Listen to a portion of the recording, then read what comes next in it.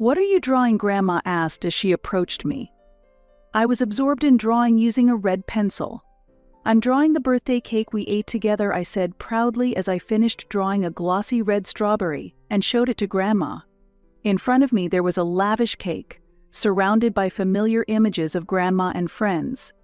A happy smile spread across my face, and Grandma squinted her eyes, smiling gently. "Nadine, your drawing is very good." "You're like a professional painter," Grandma said, patting my head warmly. I closed my eyes, feeling the warmth of her hand and the happiness it brought. I love my grandma deeply. Even with little affection from my parents, the warmth of Grandma's hand was enough to keep me going. My name is Nadine, and I'm 28 years old. I love to draw and read books.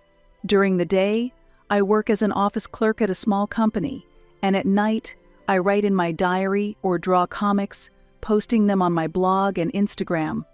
I illustrate small daily life events in a humorous way, always trying to end on a positive note, even if I fail. As I do this, I can stay positive about my real life too. I'm so happy when people resonate with my posts and leave comments or likes. My proactive approach to life is also influenced by the environment I grew up in. I remember a story about a famous writer who was approached by a beautiful actress. "Wouldn't it be wonderful if a baby was born with your intellect and my looks?" the actress said.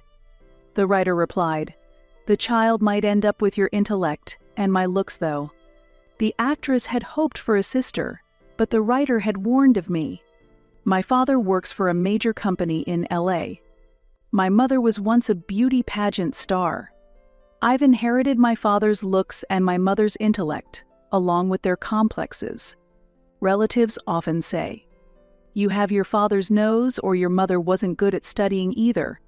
These words irritated my parents, so I gradually became treated as a disappointment.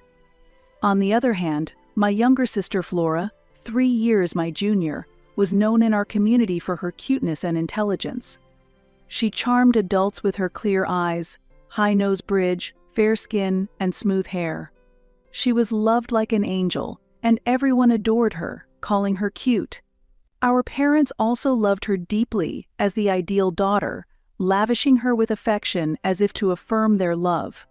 Flora, meanwhile, learned to turn their love towards herself by cleverly casting me as the villain. When a dish was broken, she would say, "Nadine dropped it." When she neglected her practice lessons, the excuse was, "Nadine stopped me." When money was missing from Mother's purse, she would claim it was under Nadine's instruction. I was always the one to bear the consequences of her actions. Despite the falsehoods, our parents always blamed me and held me accountable. They accepted the false narrative of me, jealous of my excellent sister, bullying her without question. Living in this house felt like hell. Yet I managed not to fall into despair thanks to the kindness of friends and my father's mother. Especially my nearby grandmother always warmly welcomed me whenever I was driven out of our house. Grandma repeatedly cautioned my parents, but when my mother vehemently argued back, blaming Grandma, I had no choice but to mediate, saying, "It's okay, it's my fault." This situation visibly angered my parents, and Grandma showed a sad expression. Instead, she poured deep affection into me, spoiling me greatly. Once, while Grandma was folding laundry, she saw a drawing I made on the back of a flyer and praised me. "Nadine, you have a talent for drawing," and gifted me high-quality drawing paper and a set of 36 colored pencils. For my birthday, when they didn't celebrate for me, Grandma prepared a huge whole cake. "We can't eat all of this by ourselves," she said with a laugh, and also invited friends. At Grandma's house, enjoying hamburgers and a rich cream cake, and opening gifts from friends, that moment of happiness was something I will never forget. My parents were aware that I frequently stayed at Grandma's house. Initially, they were angry, saying, "A child spoiled by her grandmother won't grow up to be a good adult." But they quieted down as I reached the upper grades of elementary school. They focused on perfecting Flora, completely losing interest in me. The harsh treatment towards me ceased, and they began to ignore my presence as if I had never existed from the start. Only the bare essentials for living were provided, and that was all. By the time I became a middle school student, I realized that my parents no longer cared about me. Still, I hadn't completely given up hope, but when I was told coldly in my 3rd year of middle school, "We can't afford your school fees because your sister needs to take entrance exams," I finally gave up on receiving any love from them. Despite my father working at a major corporation and being fully capable of affording my tuition, when Grandma heard this, she was so furious she seemed about to burst a blood vessel and suggested, "I'll pay for your schooling. You should come and live with me and go to high school." I intended to refuse, feeling sorry, but when I saw Grandma crying, saying, "Poor Nadine," I couldn't stop my own tears and hugged her. Later, with the help of my homeroom teacher, I took the exams without my parents knowing and was able to enter a nighttime high school. I left home to start a new life at Grandma's house, working part-time during the day and going to high school in the evenings. Grandma said I didn't need to work, but I wanted to earn at least my own living expenses. After graduating high school, I left Grandma's house and found a job as an office clerk at a small company in the neighboring prefecture, where I continue to work. I gave my parents my address, but they neither visited nor sent letters. We became completely estranged, even during Christmas. However, I finally managed to become independent and leave that house. I have always lived looking forward. Then one day I received a letter from my sister for the first time. Inside the fancy envelope was an invitation to my sister's wedding. My sister, 25 years old, and having barely seen her since middle school graduation, seemed to be marrying a high-earning man, much like our father, capitalizing on our mother's beauty. Reuniting with such a family was painful, but I was the only sister she had. If I didn't attend, it might raise suspicions in her in-law's family. I have been working as a professional for 10 years now. Even though I am not the perfect daughter my parents envisioned, showing that I am living a decent life might improve our relationship, even if slightly. I will attend my sister's wedding after 10 years of estrangement, I casually posted on my blog, and received heartwarming comments from my followers. With courage, I marked "will attend" on the invitation. The day of my sister Flora's wedding finally arrived. As the bride's sister who must not be late, I drove early to the venue. The venue was an enchanting building modeled after a castle in a theme park, like something out of a fairy tale. Guided by the staff, I entered a room reserved for family. There were my aged parents and my beautiful sister, already dressed in her wedding gown. Flora. Overwhelmed, I barely managed a greeting. They looked at each other and said, "See, Mom? I told you she would definitely come." What I was taken aback by my sister's words. Mother exaggeratedly shrugged her shoulders, like a character from a cartoon. "To think you'd show up at your sister's wedding after dropping out of middle school is beyond me." "What do you mean?" "You really haven't changed, still so thoughtless." Father, his hair thinned, looked at me with an expression of surprise. Even though I expected to be considered a nuisance by my family, I hadn't expected such a clear and harsh response. It was unjust to be criticized as insensitive just for attending my sister's wedding. "Flora, you sent the invitation, didn't you?" I asked cautiously. She smiled and frowned slightly. "Yes, I sent it. But even someone like you is family, so how could I not invite you?" Her usual sharp tone was there, but this was not the time for it. "So why do you resent me being here? Did you actually want me to come?" Pointing out the contradiction, my sister touched her cheek and tilted her head. "Actually, that was true. But recently I realized it would be better to pretend you no longer exist than to invite you and have everyone ridicule your lack of education." "What?" "I realized it just a month ago. I meant to tell you, but then today arrived." "What does that mean? You behave as if I no longer exist, and you even find it troublesome to tell me?" Shocked by this incredible fact, my mother's piercing gaze stabbed through me. "It can't be helped. You have no experience with marriage, nor a likely partner, so you might not understand, but preparing a wedding is very hectic. Also, since we didn't actually think you'd come, I told Flora she won't come if she understands her place personally. If I were in your shoes, I wouldn't have the courage to attend a wedding. It would be too embarrassing, right? Mother said with an unnatural laugh. Don't say such sad things, Mom. I always believed my sister would come. We wanted her to feel recognized and loved as part of the family, that she's needed. What are you talking about? I'm sorry for giving you false hope.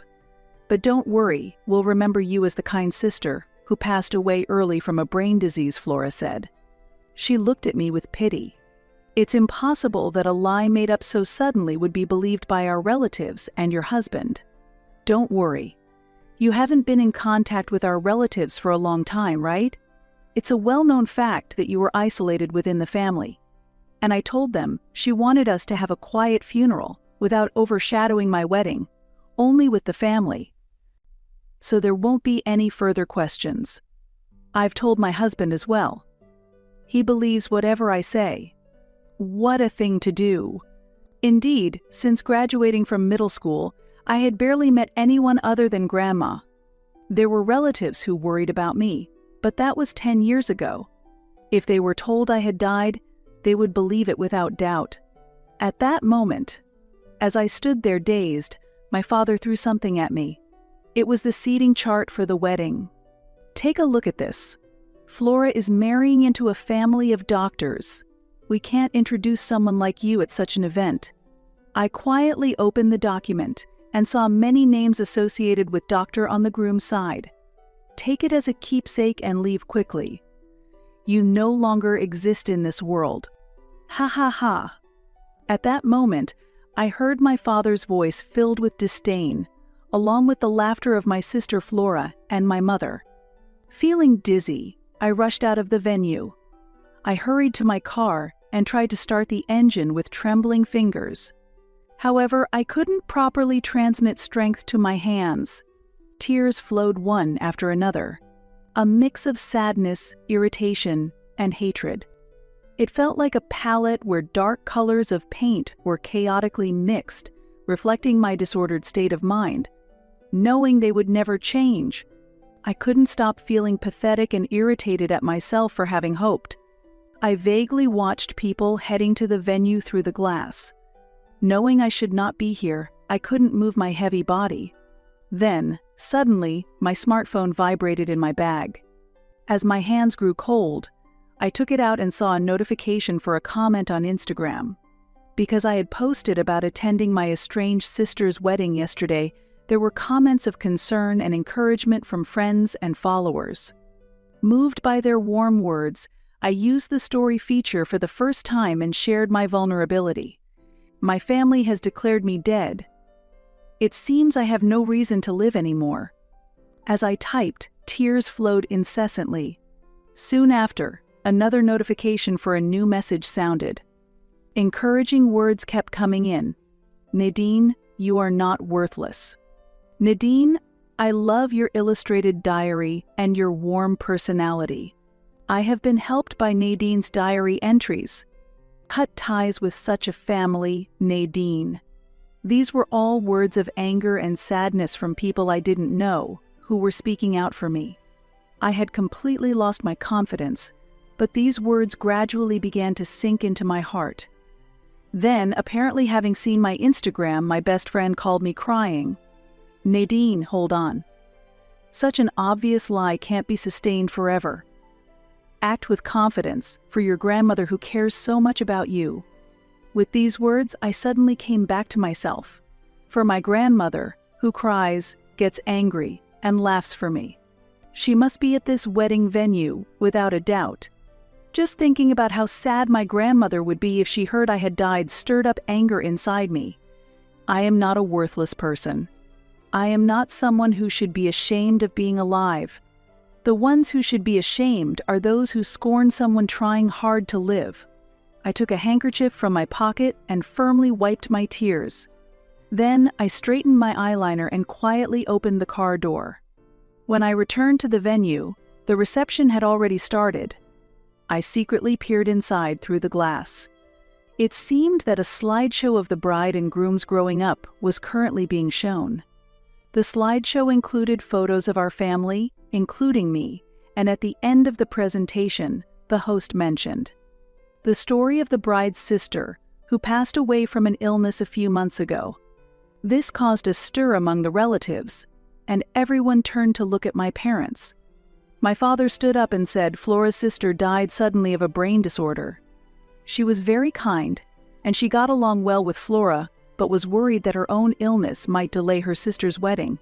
Next to him, my mother was pressing a handkerchief to her eyes. I couldn't believe that they could lie so boldly about me, whom they had just been talking with. The guests were unable to hide their astonishment as my father, with tears streaming down his face, said, "She must be happy in heaven."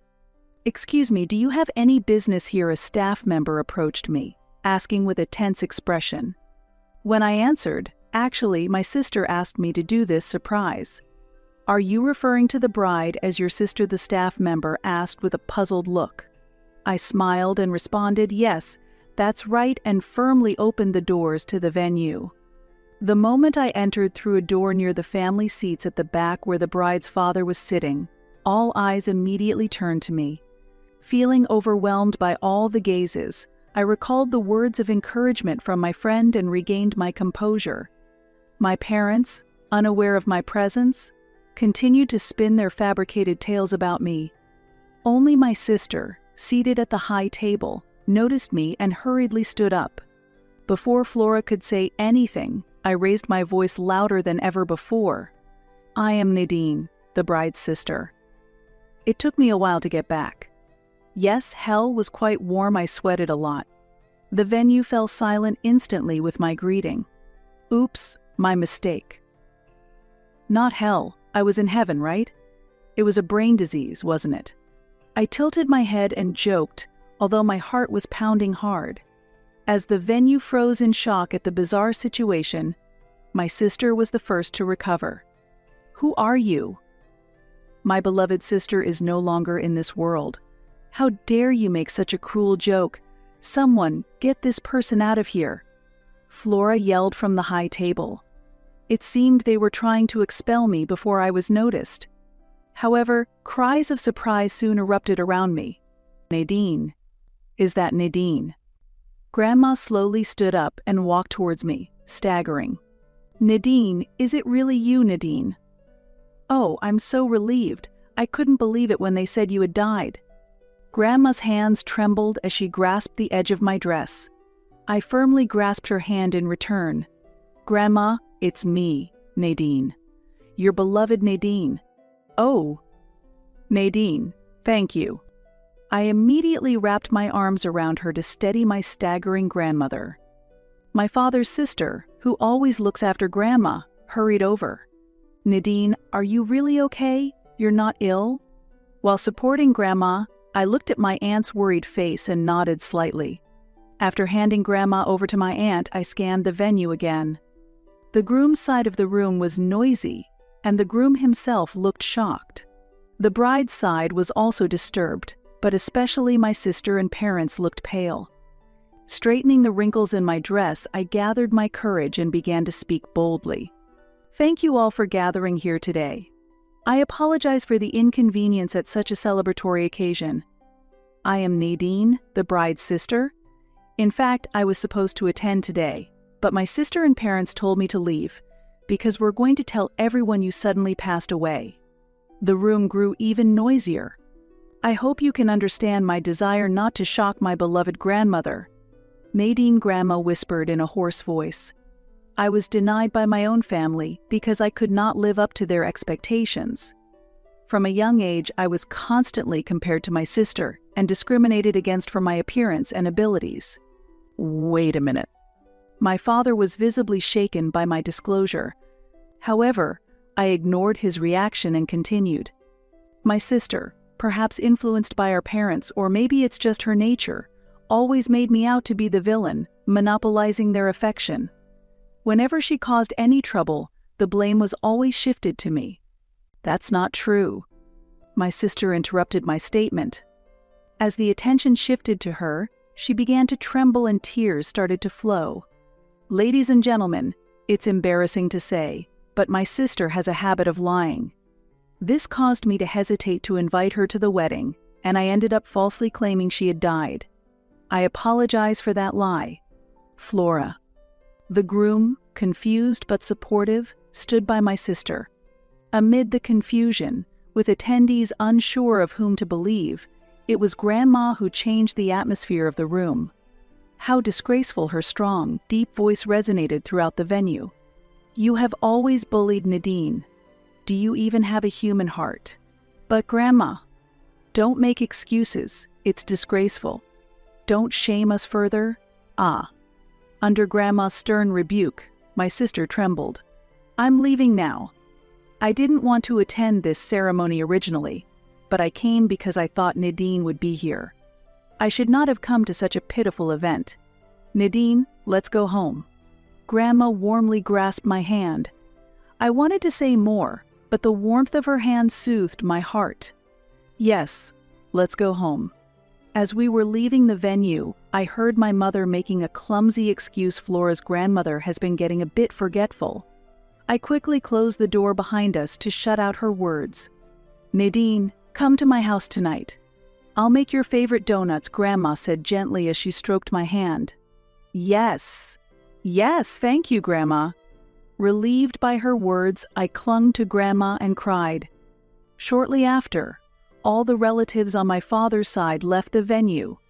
They were fed up with my sister and parents' reprehensible actions and had lost all desire to celebrate. Nadine, I'm sorry. I knew you were being treated harshly but couldn't intervene in family matters. I should have supported you more, my aunt apologized tearfully. As I comforted her, stroking her back while she cried, I understood that it's hard to interject in another family's affairs. Ultimately, I left the venue with my father's family. I hadn't told everything to my parents, but I felt proud that I had faced the situation head-on without running away. While relaxing and enjoying donuts at Grandma's house, chaos ensued back at the wedding venue. My sister and parents argued to the groom's side that I was an uncontrollable person and that Grandma was experiencing cognitive decline. However, since a large part of my father's family had already left the ceremony in protest, few believed their claims.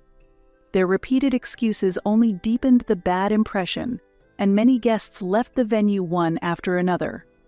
During this, the groom stood by dumbfounded, while his parents apologized to the remaining guests and encouraged them to head home. Visibly angry, my sister and my ever-changing parents declared, "We will recheck the facts and consult with the appropriate authorities if necessary before leaving the scene." As the venue emptied, my sister and parents showed no signs of self-reflection under the watchful eyes of the staff. Blinded by their misconceptions about me, they angrily headed to my apartment in the neighboring state where I live. But at that time, I was leisurely enjoying donuts at Grandma's house, soaking in a warm bath, so I wasn't home. My father, frustrated that the door wouldn't open, kicked it, and my sister picked up stones from around and shattered the windows. A concerned neighbor thought the disturbance was suspicious and called the police, resulting in the arrest of my parents and sister on the spot. Shocked by the call from the police and the landlord's story, I was reassured by the landlord's sympathy, who encouraged me, saying, "You are a decent person. This is just unfortunate." After explaining the circumstances behind my family's actions to the police, they sympathized and recommended that I stay with relatives for my safety. Later, I met with the family that was supposed to become my sisters-in-laws and apologized for the chaos at the wedding. I offered to pay compensation, but they refused, saying, "You have suffered as much as us." The truth about her came out before the marriage, which is fortunate, said the man who was supposed to be her husband, showing a helpless smile. He had contacted a detective agency immediately after the wedding to investigate my sister's past. The investigation revealed numerous falsehoods spun by my sister and parents. One such lie was that my sister attended a prestigious university and graduated, which I had also believed. However, I was surprised to learn that she had dropped out after 2 years because she tried to get close to a married professor for better grades and was subsequently sued by his wife. She boasted about working at a large corporation, but in reality, she was only working part-time at a convenience store inside the company's building. Flora, even while working part-time, got close to a married man who visited her workplace and was sued again by the man's wife. After losing her job, she met the groom. He quickly took a liking to Flora and was not concerned about her educational or employment history. The groom's parents were not fixated on a profession as a doctor and accepted their son's choice of partner. However, Flora's lies were eventually exposed, leading to the annulment of the engagement, and she was told to never come near again. Flora and our parents were left with the bills for 2 previous lawsuits, the wedding, honeymoon, and a new home. Additionally, there were repairs needed for my apartment.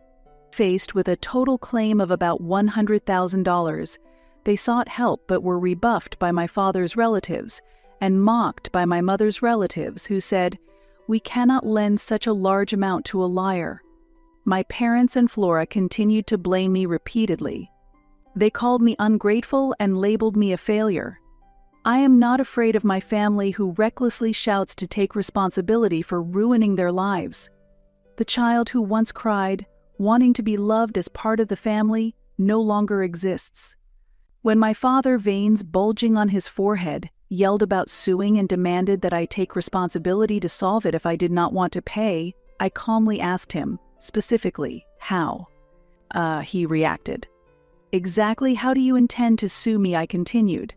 "Well, that's," he stammered, and my mother and Flora tried to speak, but no words came out. "How can you sue someone who you ignored as a child and treated as dead as an adult?" I challenged. They were speechless. "Perhaps I should be the one to sue. Do you want me to increase the compensation?" I pressed further, and they choked on their words in frustration. Whether they will actually sue remains uncertain, but it likely serves as a deterrent. The broken engagement and police incident caused by my family's misbehavior are now widely known at my father's workplace, threatening his professional status. The people who once drove me to utter fear were now merely foolish and pitiable figures to me. It was not time that resolved the issues, but rather that their values became relative as I grew up, and they no longer had any effect on me. My family stopped seeing me merely as a source of money when they nearly depleted their savings for retirement.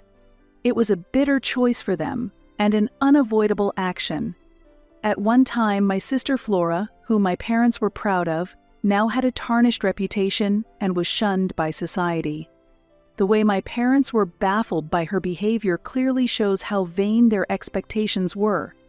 Once the center of her own world, seemingly stable in her self-centeredness, her foundation had crumbled, and her temperament had become rough and unstable. If they could honestly acknowledge their mistakes and sincerely attempt to improve, there might still be a chance for them to start over. However, it is highly doubtful that they can develop such humility. In these challenging circumstances, I have made the decision to take a new step in my life. I quit my job and moved to a tranquil rural town with my beloved grandmother. In this town, I found a job at a small but warm company, and I live a peaceful and fulfilling life with my grandmother. Our serene life, shared through blog and Instagram posts as an illustrated diary, has gradually gained attention. Many people comment that they find healing in the cozy daily life with my grandmother, and I have amassed tens of thousands of followers. There is also talk of publishing the diary, and I live my days in a dreamlike state due to these unexpected developments. "Your drawings really warm my heart," my grandmother said, stroking my head with her unchanged warm hand as she used to. While gaining social recognition was gratifying, seeing my grandmother smile is my greatest joy. I am deeply grateful to be able to share this happiness. I truly feel fortunate to have been born into this life.